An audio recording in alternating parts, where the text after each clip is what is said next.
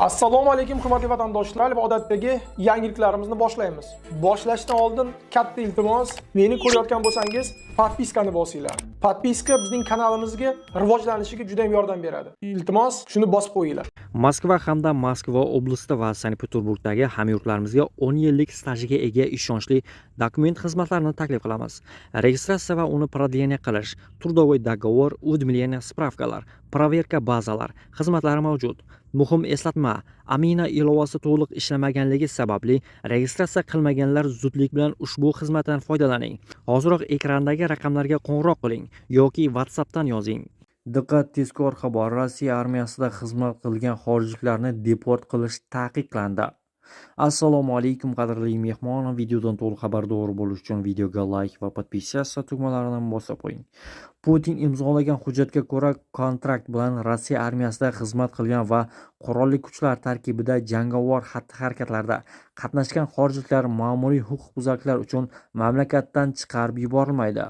Ular huquqbuzarliklar sodir qilganda faqat jarima yoki 100 soatdan 200 soatgacha majburiy ish tayinlanishi mumkin.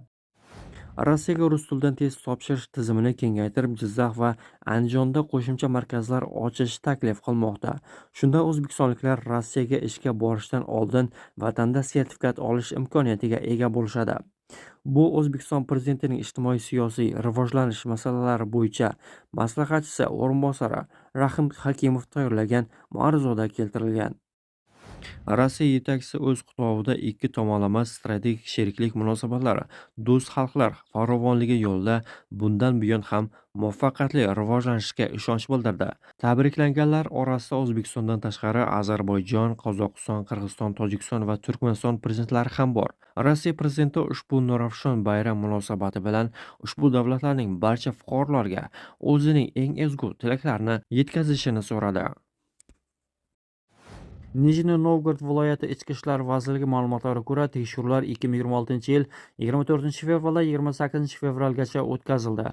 Reydlar davomida politsiya xodimlari 1485 ta chet el fuqarosini yashash va ish joylarini tekshirdi. Natijada migratsiya qonunlarini buzgan 350 nafar shaxs aniqlandi va 599 nafar ma'muriy bayonnomalar tuzildi. Qoidabuzarliklarning aksariyati Rossiyaga kirish qoidalariga rioya qilmaslik, shuningdek chet el fuqarolarini noqonuniy ishga yollash bilan bog'liq. Bundan tashqari, tekshirilganlar orasida nazorat ostidagi shaxslar ro'yxatida bo'lgan 53 nafar shaxs ham, kirish taqiqlangan bitta chet el fuqarosi ham aniqlangan. Materiallarni ko'rib chiqish natijalariga ko'ra, sudlar chet el fuqarolarini Rossiyadan chiqarib yuborish to'g'risida 77 ta qaror qabul qildi. Ulardan 67 nafari majburiy deportatsiya qilinib, vaqtinchalik saqlash hibsxonalariga joylashtirildi.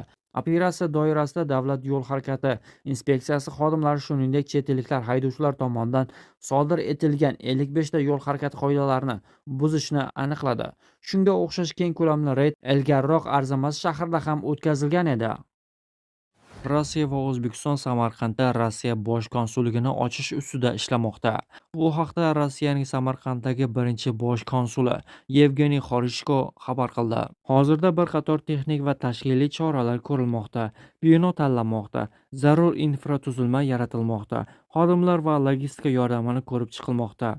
Bu qadamlarning barchasi Samarqandda bosh konsullikni iloji boricha tezroq, to'liq va samarali ishga tushirishga qaratilgan, dedi Xorishko. Uning so'zlariga ko'ra, bosh konsullik Rossiya fuqarolariga yordam ko'rsatish, vatandoshlarni qo'llab-quvvatlash hamda Rossiya va O'zbekiston orasida strategik sheriklikni yanada mustahkamlashda faol ishtirok etadi. Qog'oz migratsion kartadan voz kechiladi. 2028-yil 1-yanvardan Rossiyaga kirib kelayotgan xorijliklarga qog'oz migratsion karta berish to'xtatilishi mumkin. Ichki ishlar vazirligi tegishli taklif bilan chiqdi. Ma'lum qilinishicha, xorijliklarning kelishidan oldin RUID ilovasi orqali ariza berib kelishi va yaratilayotgan xorijlik fuqaroning raqamli profili bu qog'ozbozlikdan ozod qilinyapti. Unga hojat qolmayapti, deyiladi xabarda. Sankt-Peterburgning Primorskiy tumanidagi sud tanishini o'ldirishda gumon qilinayotgan xorijiy fuqaroni hibsga oldi. Tergovchilarning so'zlariga ko'ra, fojia 10-mart kuni kechqurun Kotelnikov ko'chasida 5-bino 1-blokdagi kvartirada sodir bo'lgan. Ikki erkak o'rtasida janjal kelib chiqqan. Ulardan biri mast holda bo'lgani aytilmoqda.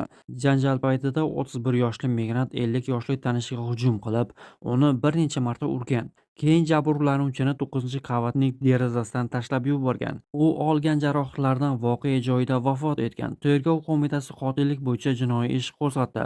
Gumonlanuvchi hibsga olingan va sud qarori bilan tergov hibsxonasiga joylashtirilgan.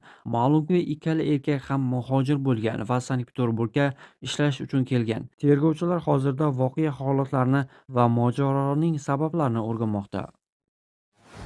Hozir o'zbekistonliklarning qariyb 95% aniq tashkiliy asosga ega bo'lmagan holda Rossiyaga ishlash uchun kelmoqda.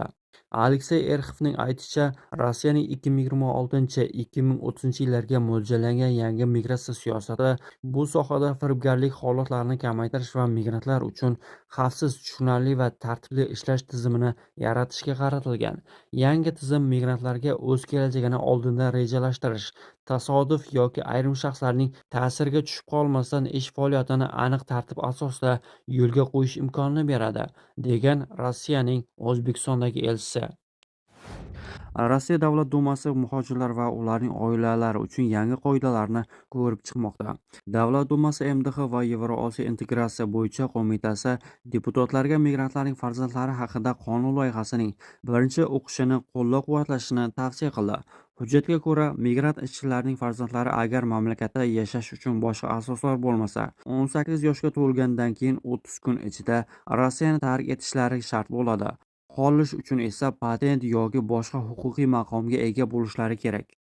Qonun loyihasida shuningdek patent olish qoidalarini qat'iylashtirish taklif qilinmoqda. Xususan, migrantlarning daromadi yashash minimumidan past bo'lsa, ularga ruxsatnomalar berilmasligi va yangilanmasligi mumkin. Daromad darajasi yashash mintaqasidagi yashash minimumi bilan taqqoslanadi. Bundan tashqari, soliq organlari xorijiy fuqarolarning daromadlari to'g'risidagi ma'lumotlarni yilning 3, 6, 9 va 12 oyi uchun Ichki ishlar vazirligiga avtomatik ravishda yuboradi. Hujjatda shuningdek Rossiyada yashashni tasdiqlash uchun yangi talablar ham mavjud. Chet el fuqarolari daromad manbasini tasdiqlash uchun daromadlarning tasdiqlovchi hujjat yoki soliq deklaratsiyasini taqdim etishlari lozim bo'ladi. Yana bir taklif yashash maqomiga taalluqlidir. Agar migrant hujjatni olgandan keyin 1 yil ichida 10 oydan kam ishlagan bo'lsa, vaqtinchalik yashash ruxsatnomasi yoki doimiy yashash ruxsatnomasi bekor qilinishi mumkin. Xuddi shu qoidalar xususiy shaxslarga, uy egalariga yordam berish yoki shaxsiy ehtiyojlar uchun boshqa ishlarni bajarish kabi ishlarda chet elliklarga ham qo'llanilishi taklif qilmoqda. Agar bunday ish yilga 10 oydan kam davom etgan bo'lsa yoki soliqlar qisqaroq muddatga to'langan bo'lsa, ularning yashash maqomi bekor qilinishi mumkin. Rossiya shaharlarida Urganchga aviaqatnovlar yo'lga qo'yiladi. Redwings aviakompaniyasi 3-apreldan Samara va Urganch, 14-apreldan esa Yekaterinburg va Urganch o'rtasida parvozlarni amalga oshirishni boshlaydi. Parvozlar haftada bir marta amalga oshiriladi. Samara-Urganch juma kunlari, Urganch-Samara shanba kunlari, Yekaterinburg-Urganch, Yekaterinburg seshanba kunlari. Chipta narxi 7800 rubldan boshlanadi.